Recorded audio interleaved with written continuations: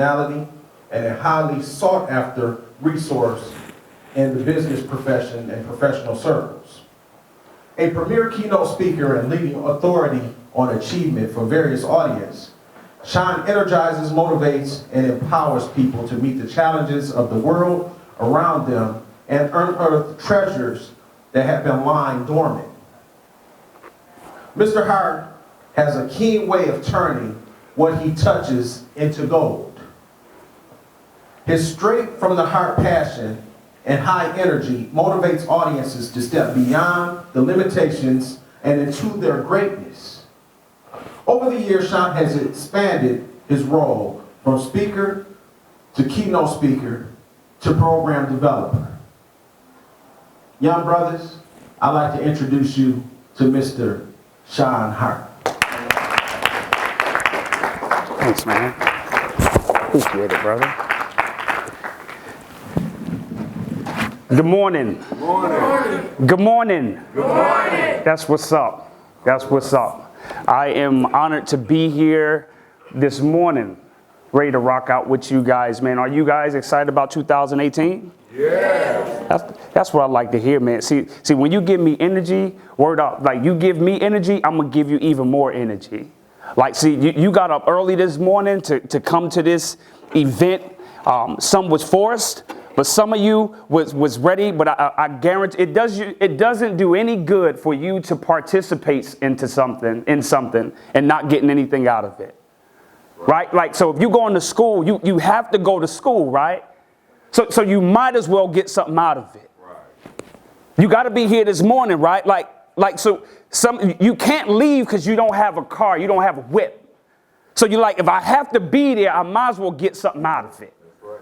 Like, so shame on you if you don't get nothing out of it, because I guarantee you the man next to you, he gonna get that jewel and he's gonna gain the advantage.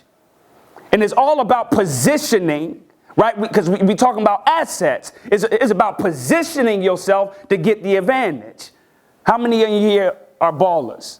How many play ball? Look around this room. How many people play ball? I don't care, football, basketball, whatever, right? So just think about it. All of y'all are competing against each other. So what's going to make you any different than the next man? Tell him, brother. Tell him.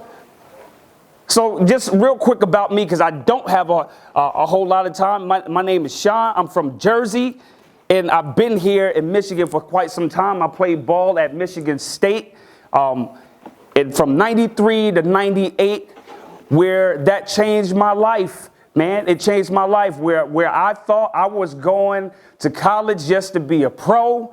I was going to buy my mom a house, and I was going to ball out. I was going to live it up. I was going to live large. But that was derailed.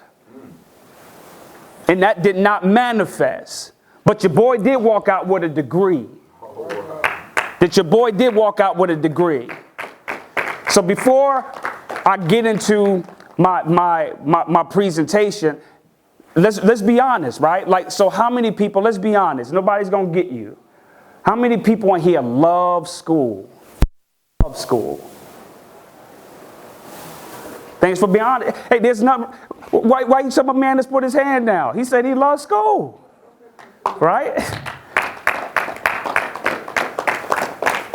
So let me ask you this next question. How many people in here, I ain't gonna say love it, like moolah, like money? Yeah, that's the difference, right? You can put your hands down. Your boy, when I graduated high school, man, I graduated with a 1.7. Horrible. 1.7. Know why? Because I hated school. I hated school. I didn't see the value in school. I didn't see the value in it. All I cared about was football, was sports, right? But I'm going to get into it, but peep game. You see this here? Who face on that? And when I was in school, your boy hated school. How many people in here love to read? Love to read. Few people in here love to read. Let me tell you this. Can we just be transparent? Transparent means to be honest, right? So I don't want to come in here and tell you some fluff. I want to be real because you want to use your assets. So me, I don't like to read. I'll say it again. I don't like to read, but I know it's necessary to read. I don't like math, but I like money. So like when I'm in my bed, sleep at night, and I hear this thing on my phone and it goes cha-ching or ding. You know what that sound mean to me? Like when I was asleep, I was making money. Why? Because people buying my product while I'm asleep. But I like money. I may not like to read. But I'm using my value. I understand that somebody wants something that I need. So I had to use what was what people looked at as a disadvantage or a trial or something that was a failure. I had to use it for my good. So what your boy did, even though I like to read, I made my story and gave people tools how to get to the next level. So I make money off of my story. So I turn my story into my asset. So when companies hire me, they gotta pay me my worth. Many of you don't know your worth, so you just settle for anything. Say it, brother. Say it. You settle for you let anybody talk to you any kind of way. You talk to people any kind of way. You know why? Because you don't value yourself. I don't call women bees.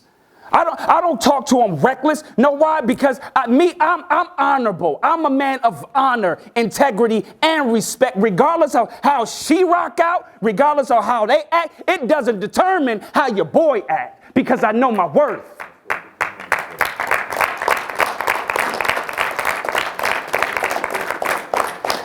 So what happens, so this is what happens. It's like one day you're going to get a job, right? So I'm trying to tell you about knowing your worth. Like, so one day you're going to wake up and you're going to have to get a job. Like how many people, young people ever had a job before or did some stuff around the house and they said, I'm going to pay you. How many people ever had a job? Okay, cool. Put your hand down. So this is what happened, right? So you made an agreement. Like, so what if we make an agreement that you come over and you cut my grass? And I say, I'm going to pay you $10 an hour. What are you going to say? You're going to say, okay, cool. How many people said, okay, let me see your hand? Cool, all right. So the next day, somebody else come over, and they say, sir, can I cut your grass? And I say, yes, how much is it going to cost me? And they say, $25. And I said, cool. But you find out that they got paid $25. How you feel? Come on, talk to me. How do you feel? Good. Not good. Why you don't feel good? Because he getting more than you, right? But you agreed on $10, homeboy. But you agreed. Why you mad? You agreed. My point is this. My man knows his worth and his value. He knows for every hour I'm worth $25. You just said that you're worth $10. You can't get mad at nobody. You got to know your worth and your value. So when you show up, you say, this is what you owe me.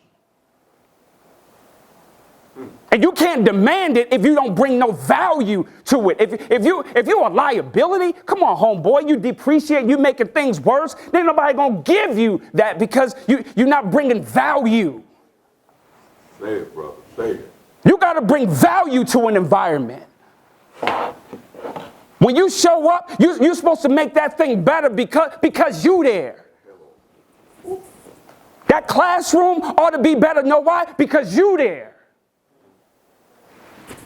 Man, I got some of my boys, man, who does extremely well financially, who's innovators and movers in this earth realm, who's more successful according to when you say man's eye with money and resources. But this is my point. What happens when they may talk reckless around each other and I used to rock out with these dudes. We still cool, but you know what happened when I come around, they don't talk the same way. They whole language changed. You know why? Not because they're afraid of me, not because they don't want to disappoint me. The reason because I made them see me in a different light. Right? So they respect the man who I've become. So there was a story. This is a true story. This man named Hernan Cortez. He lived in Spain, and he became a military man, but he was a traveler, right? So he went from Spain to Cuba, and in his expedition, they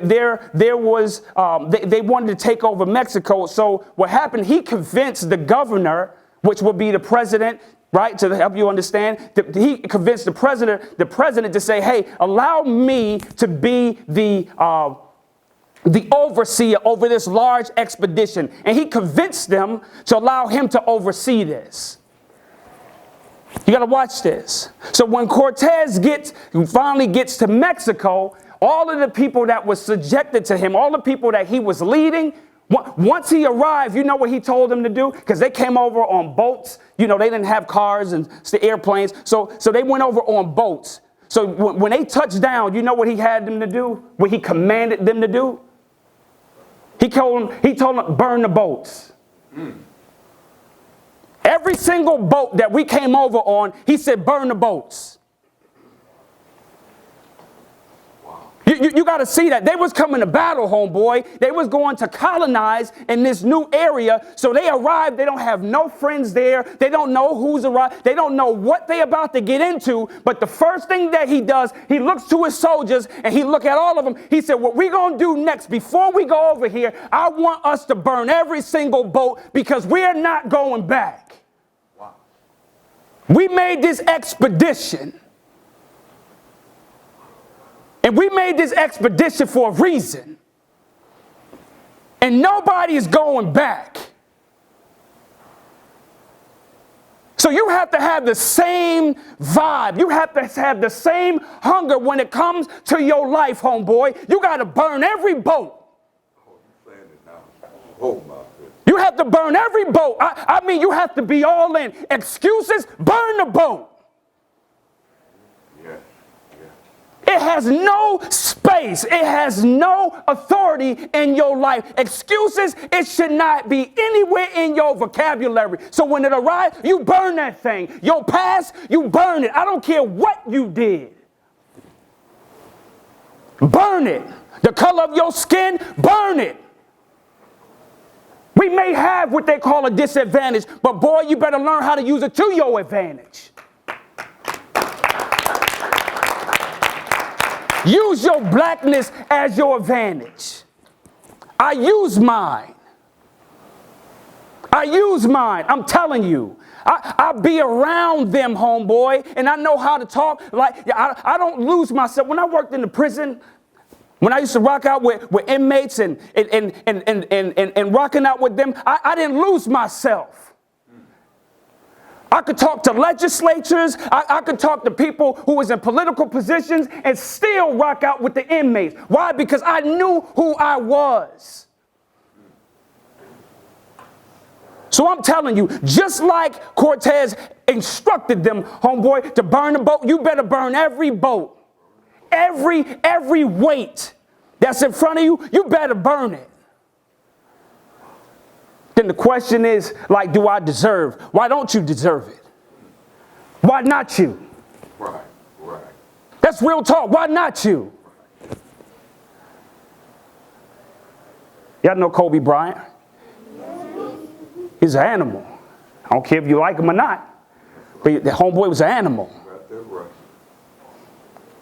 And I told you I don't like to read, but I like knowledge. Told you I hate math, man, but your boy like money. So I do what I got to do so I can do what I want to do. So if I want to get up late, I can get up late. But I don't. I get up early. While you still sleep, I'm up. While you sleep, I'm up early. I'm up early. While you're asleep, I'm up late. I'm up late last night preparing for this. I'm up early preparing for this. This just doesn't happen, man. You just don't know the price that these adults in here paid. They paid a price, homeboy. It just didn't happen. Some people in here lost houses and cars and family members and children. They paid a price. So why your boy speak with such passion and speak like I don't care? Because you can't do anything to me that life hasn't already done, and your boy's standing here because I'm an overcomer.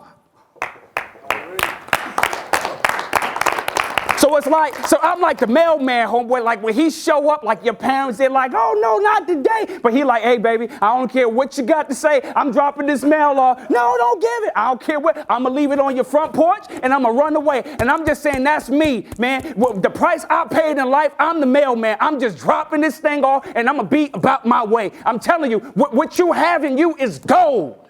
Say it, brother. Say it. Say it.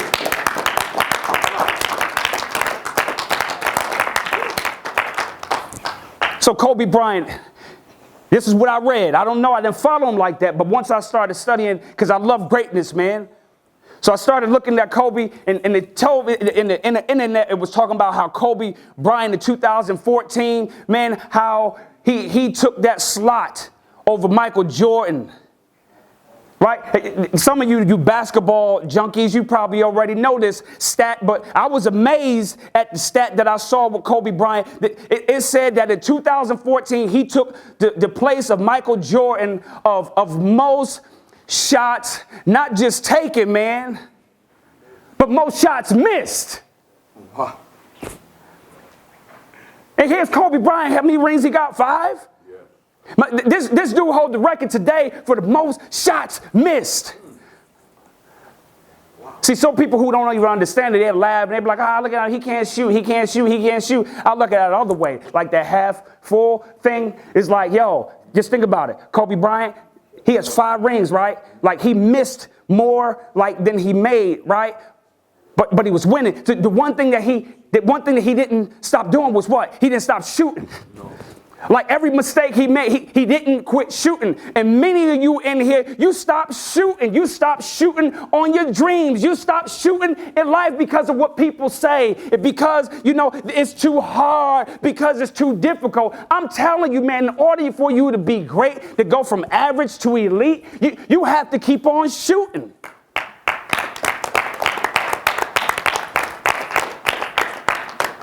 You have to keep shooting. You have to turn every single loss into a lesson. Yeah. So that's why I say, man, I don't lose. I don't lose. I can't lose. You can't lose. Right. It's somewhere out there where it says, all things work together for my good, for those who love him. Right. That's right. And so, see, it's that. It doesn't say, I didn't say some things, did I? I said all things. So no matter what happens in your life, that thing will work together for your good. So I'm going to close